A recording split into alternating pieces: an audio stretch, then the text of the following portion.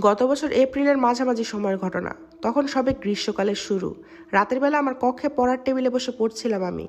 উল্লেখ্য, আমার রুমের সাথে একটা বারান্দা রয়েছে। সেই রাতে প্রচণ্ড গরম থাকায় একটু বাতাসের আশায় বারান্দার দরজা খুলে রেখেছিলাম। পড়তে পড়তে কিছুক্ষণ পর মনে হলো বারান্দায় কে যেন ফিসফিসে কথা বলছে। কিন্তু এই কতক্ষণের মধ্যে আমি কাউকে বারান্দায় আসা যাওয়া করতে দেখিনি।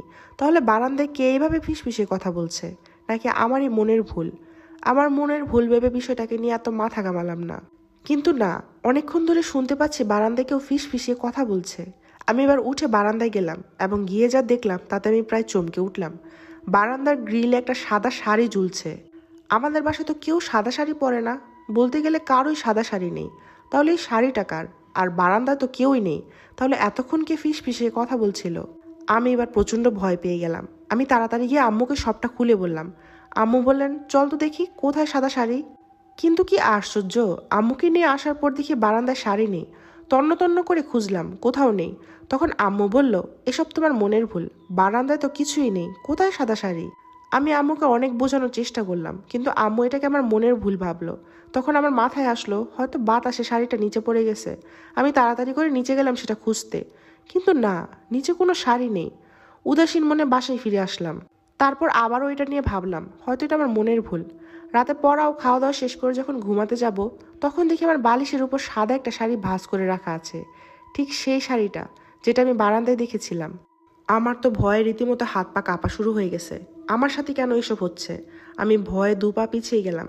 শাড়িটাও আপনামনি বালিশ থেকে বিছানায় এসে পড়লো। আমি এবার চিৎকার করে আম্মুকে ডাকতে শুরু করলাম।